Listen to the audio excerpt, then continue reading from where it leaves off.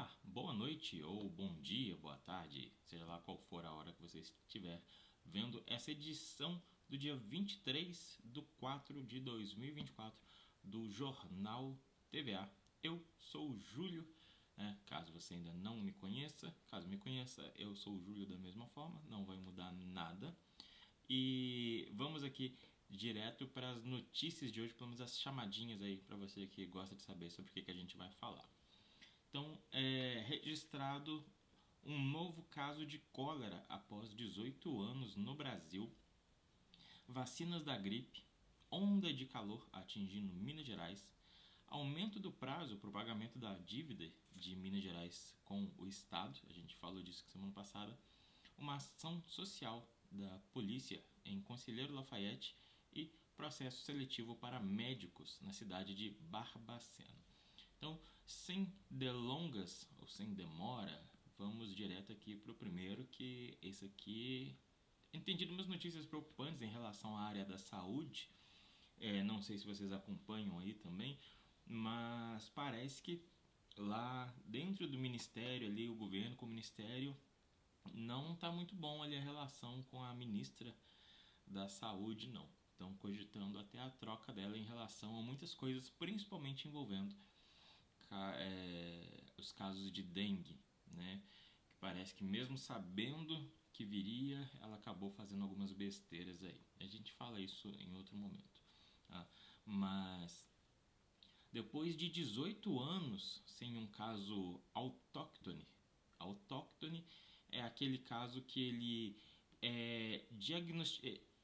ele é originado no mesmo local onde ele foi diagnosticado. Tá? Então, houve outros casos de cólera no Brasil ao longo desses anos, mas eles tinham sido considerados que as pessoas tinham sido infectadas em outros países. Elas viajaram e voltaram infectadas. Nesse caso aqui, é um registro que foi feito no próprio Brasil, tá? Esse caso foi registrado aí no mês de março, mês passado, mas o Ministério da Saúde confirmou esse diagnóstico só dia 21 agora, domingo, tá?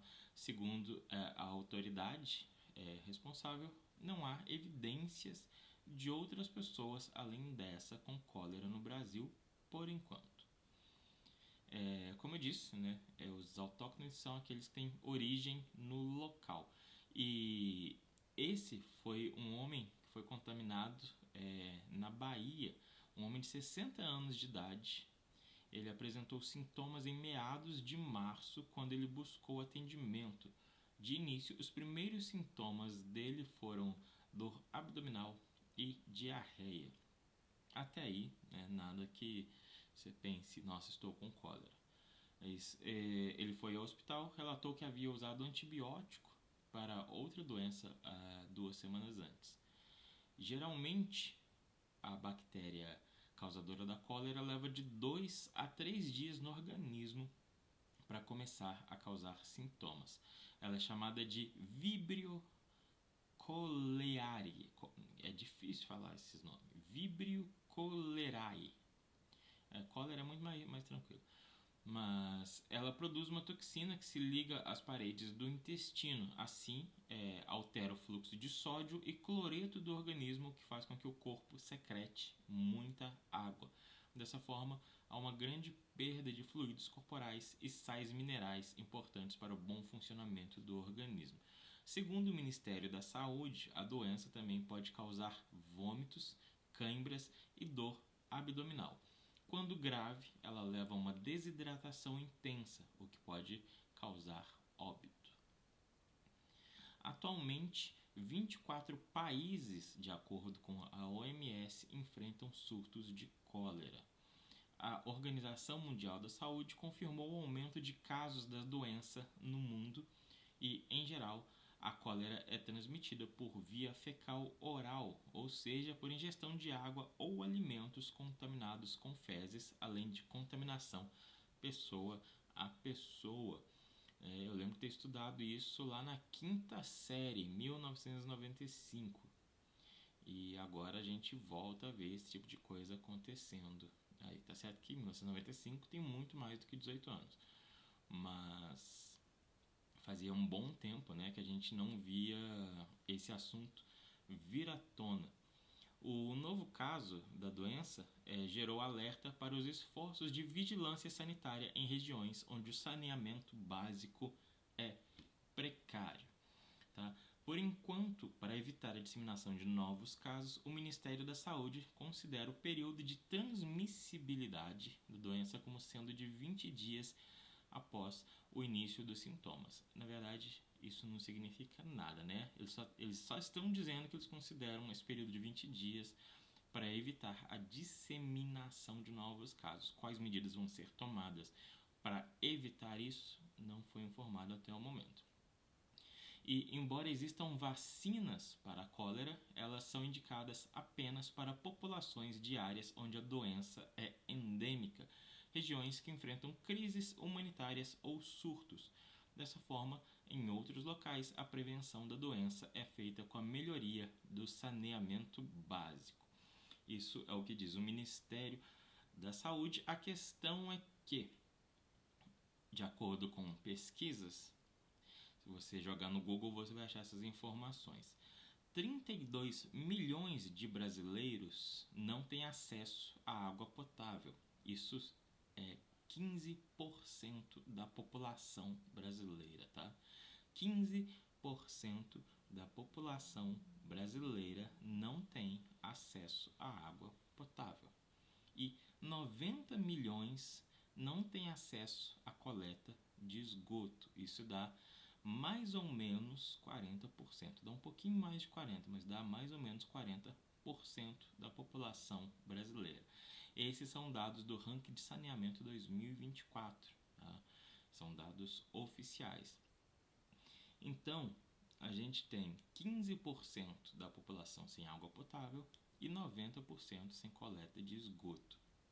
O que é um absurdo para 2024, onde até outro dia a preocupação aí das autoridades era o que o Elon Musk estava postando no Twitter. Você tem 40% das pessoas sem esgoto, 15% sem água potável, e a galera tá discutindo o que um rico maluco fica postando na internet. Aí vocês complicam a minha vida, né? Mas vamos passar aqui para a próxima notícia, que é sobre a vacina da gripe em Minas Gerais. Né? Até agora, de acordo com os dados oficiais, somente 23,72% do público-alvo, aqui é do público-alvo, né? Nem da população como um todo, tá? 23,72% do público-alvo se vacinou contra a gripe desde o início da campanha, que foi em 25 de março. Até o momento, 1.685.000 doses foram aplicadas em um grupo selecionado de 8.849.000 pessoas. Isso segundo a Secretaria de Saúde do Estado de Minas Gerais. A meta do governo é vacinar pelo menos 90% de cada um dos grupos prioritários. Tá? Então, crianças até os 6 anos, gestantes, mulheres em período pós-parto e idosos com 60 anos e mais e povos indígenas. Em Belo Horizonte, pelo menos, eu não sei aqui na região, mas professores de rede pública também estão tendo prioridade na vacinação, tá? da gripe. Então, se você faz parte desse grupo, você pode procurar a vacinação que ela está disponível. Em caso dessas vacinas, aí, como não está atingindo o público geral, eu não sei se vai abrir para outras pessoas, né? A da dengue rolou semana passada, a gente comentou sobre isso, que teve esse aumento do espectro de pessoas que podiam se vacinar ali por causa da validade da vacina. Em relação à gripe, por enquanto, está apenas nesse grupo prioritário, mas você pode procurar o seu posto de saúde e perguntar também. Terceira notícia, vocês estão vendo que eu estou de um moletom aqui, né? Hoje está frio, pelo menos eu estou sentindo frio, eu posso estar com febre também, espero que não, mas pode acontecer. Mas teve essa onda de frio semana passada, que meio que domingo já voltou a fazer calor, E a tendência é que esses últimos dias de abril vão ser quentes, tá? De acordo aí com o Instituto Clima Tempo, algumas regiões do Brasil vão chegar até a 35 graus. E aí, algumas regiões que eu estou falando, na verdade, é Minas Gerais, que o resto eu não estou nem aí para eles. Tá? Mas em Minas Gerais, a gente pode chegar até 35 graus, o que é quente para dedéu. E o ar também deve ficar seco, baixa umidade, o que é preocupante aí para quem tem problemas respiratórios, né, bronquite e outras coisas. É o meu caso. Mas a previsão é que essa alta pressão, né, que é responsável por essa onda de calor, ganhe força sobre áreas Mato Grosso, Paraná e chegue aqui em Minas já nesses próximos dias, trazendo essa grande onda de calor. De acordo com o pessoal especialista aqui, com esse sistema ficará praticamente estacionado sobre a área aqui de Minas Gerais por uma sequência de dias e atuará como um bloqueio, dificultando a chegada de frentes frias para o sudeste, resultando na manutenção do ar seco e intensificação do ar quente. Então, for sair na rua, bonezinho, água potável, né? Cuidar com a cólera também, vai saber. Mas garrafinha de água, se mantém hidratado aí nos próximos dias, tome cuidado.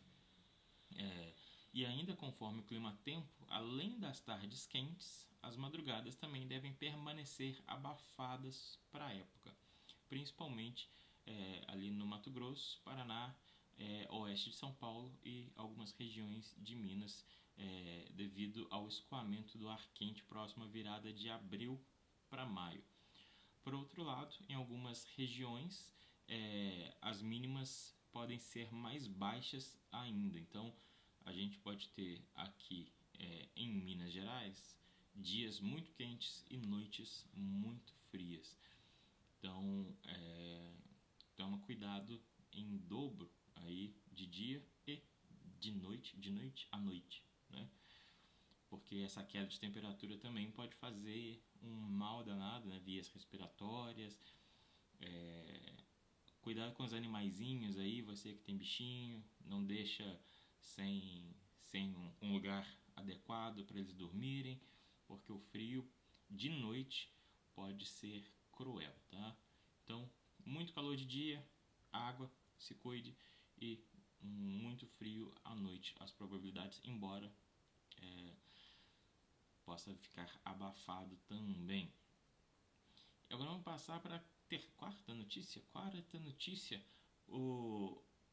aquela novela da dívida de Minas Gerais.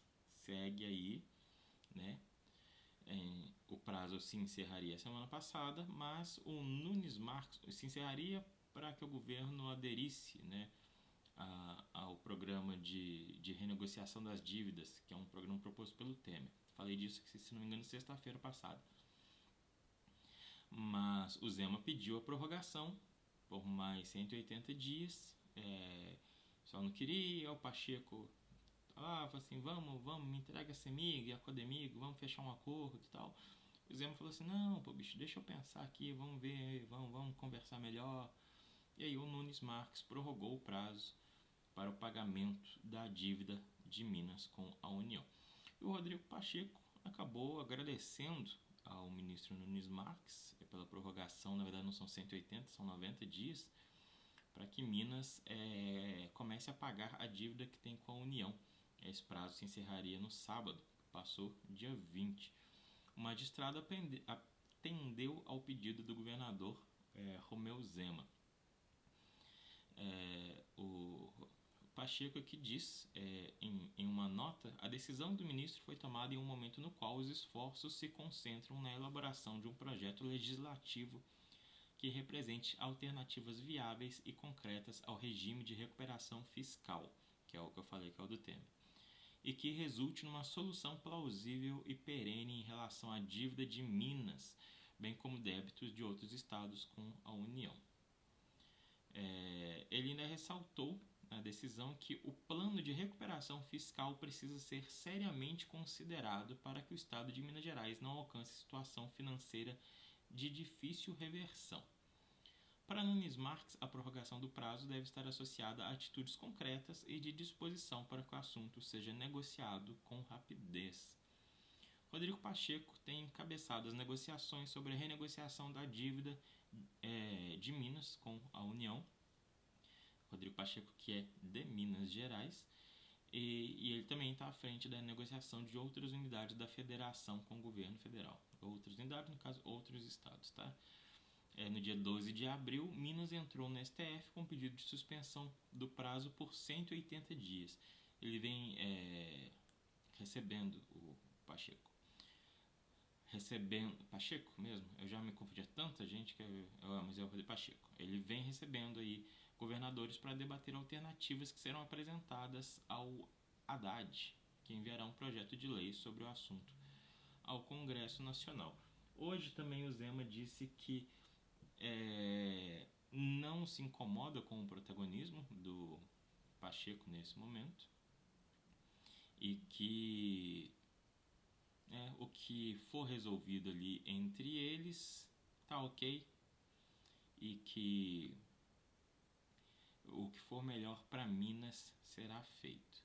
A questão aí é, como a gente disse, que se Minas entra nesse acordo de negociação, vai haver ali um parcelamento, vai haver uma definição de como será esse pagamento, e enquanto isso não acontece, há essa questão aí de pedirem que seja entregue para o governo federal, o CODEMIG e a CEMIG. Então, o governo de Minas perderia o controle dessas instituições. Não um controle porque ele não é dono, né? Mas tem uma porcentagem alta ali dentro dessas organizações. Então, segue-se aí mais um tempo. O mais provável é que vai acabar acontecendo isso. Se não fosse para acontecer, já teriam feito esse acordo e dividido e feito parcelamento e começariam a pagar. O governador Zema, inclusive, fez aí uma proposta de aumento de imposto dos servidores para aumentar a arrecadação para fazer esse pagamento da dívida, e está em votação ainda. Alguns servidores em BH inclusive, fizeram greve hoje e estão em protesto sobre esse aumento dos impostos na arrecadação. Agora vamos para uma notícia bem mais local aqui, que é uma ação cívico-social. Inclusive está postada esse texto lá no Instagram da TVA. Caso você não siga a TVA, segue a gente lá, @TV Atômica lá no Instagram. Esse mesmo logo que vocês estão vendo aí na tela. A gente posta a gente posta consideravelmente bastante coisa lá. A gente não fica postando coisa ruim não, tá? Na maioria dos casos a gente posta notícias que são importantes sem ser apelativa, porque apelativo vocês já conseguem ver em outro lugar. Mas aqui uma boa coisa, que é a ação cívico-social, vai acontecer na manhã do dia 28 de abril, tá? Domingo, anota aí para você, porque isso é legal. Das 8 da manhã a meio-dia, uma ação cívico-social na Praça Barão de Queluz, né? Aqui em Conselheiro Lafayette. Serão realizadas ações de conscientização sobre violência doméstica e familiar contra a mulher pela equipe de prevenção à violência doméstica e familiar da 61ª Companhia de Polícia Militar, com apoio especial da Unimed e CDL. O evento contará com orientação e dicas sobre nutrição especializada com a Hemolab, saúde animal com a equipe de discente do curso veterinário da Unipac, discentes, tá? Não é dissidente. Dissidente seria horrível, chamou o povo que desistiu do curso. Não, saúde animal com a equipe de discentes do curso de veterinária da Unipac, saúde em movimento com a equipe de discentes do curso de educação física também da Unipac, e haverá feira de adoção, orientação diversas e agendamento para a castração de cães pela equipe do Centro de Controle da Zoonose. A avaliação de glicose, isso é importante, tá, gente? Cuidado aí com a diabetes. E aferição de pressão pela equipe de enfermeiras da Prefeitura Municipal. Também haverá assessoria jurídica com equipes da OAB, Cidadão e Faculdade de Direito de Conselheiro Lafayette, a FDCL. Haverá distribuição de água mineral para consumo pela Copasa, exposição de artesanato pelo grupo Solidarte, atividade física promovida pela equipe Emult e apresentação da banda de música Santa Cecília. A ação comunitária contará também com a participação de equipes do Corpo de Bombeiro e da Polícia Militar de Meio Ambiente. Para o público infantil, voltado para brincadeiras e muita diversão, ainda haverá participação do Leão do Proerd, PM Amigo e Amiga Legal, Grupo Desbravadores, Cama Elástica, distribuição de algodão doce, pipoca e muito mais. Aí é torcer que não seja só para criança, porque essa parte me interessou bastante aí. Algodão doce, pipoca e muito mais de grátis, eu também vou querer. Então, fica aí a dica: domingo das 8 a meio-dia, tá? Na Praça Barão de Queluz, evento gratuito, legal. Em geral o pessoal fica aí falando só crime. A polícia está fazendo um trabalho bem legal de conscientização, de busca, de prevenção. É importante também que isso seja divulgado e que as pessoas tomem consciência desse trabalho. Vamos fazer a nossa parte também. Aqui a nossa última notícia, que é a Fundação Hospitalar do Estado de Minas Gerais, a FEMIG, FHEMIG, divulgou a abertura de inscrições para um novo processo seletivo que tem como objetivo preencher 44 vagas por tempo determinado, com candidatos de nível superior e habilitação legal para o exercício da profissão. Isso vai acontecer junto ao Hospital Regional de Barbacena, Dr. José Américo. Então, se você é médico ou conhece alguém, né, formado em medicina e apto a trabalhar, segue aqui a lista do que eles estão procurando. As oportunidades para os cargos são médico anestesiologista, são 7 vagas, médico cirurgião geral, 6, cirurgião plástico, 1, cirurgião torácico, 1, cirurgião vascular, 3, clínica médica, 4, médico ecocardiografista. Só isso aí já aprender a escrever esses nomes da profissão já deve dar um trabalho, né? Ecocardiografista, 1, medicina intensiva, 1, neurologista, 1, neurocirurgião, 3, médico ortopedista e traumatologista, 12, médico radiologista, 4. Ao serem contratados, os profissionais deverão atuar em uma jornada de 24 horas semanais de trabalho, tá? Referente à remuneração mensal no valor de R$ 6.385,13. 24 horas semanais é metade da carga, quase metade, né, da carga de hora de trabalho normal, digamos assim. Então seria para meio período, ou talvez vai trabalhar naqueles plantões, trabalha um período grande, folga. Os interessados podem se inscrever exclusivamente pela internet entre os dias 24 de abril, começa amanhã a inscrição às 9 da manhã e vai até às 17 horas do dia 30 de abril no site da FEMIG. Como eu disse, FHEMIG. Como forma de classificação, os concorrentes serão avaliados por meio das seguintes etapas: análise curricular e entrevista. Mais detalhes vocês podem conseguir no próprio edital. A contratação será temporária, decorrente do presente processo, e terá duração de 12 meses, ou seja, 1 ano, e que pode ser prorrogado por mais 1 ano. Então, é uma boa oportunidade para você que está aí apto a trabalhar e que ainda não está atuando no meio. fica aí também a dica, se você conhece alguém apto a isso, manda lá, porque não tá fácil para ninguém.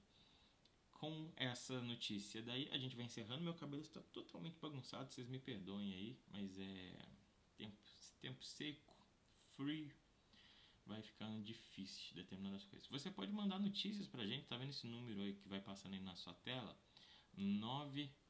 986609160. Você pode mandar aí notícias pra gente, né, da sua rua, do seu bairro, que a gente vai averiguar e coloca aqui para vocês. No mais, muito obrigado. A gente se vê amanhã no jornal de hoje. Hoje é terça. Amanhã a gente vê amanhã na quarta-feira, dia 25/4. Muito obrigado a todos vocês. Tchau, tchau.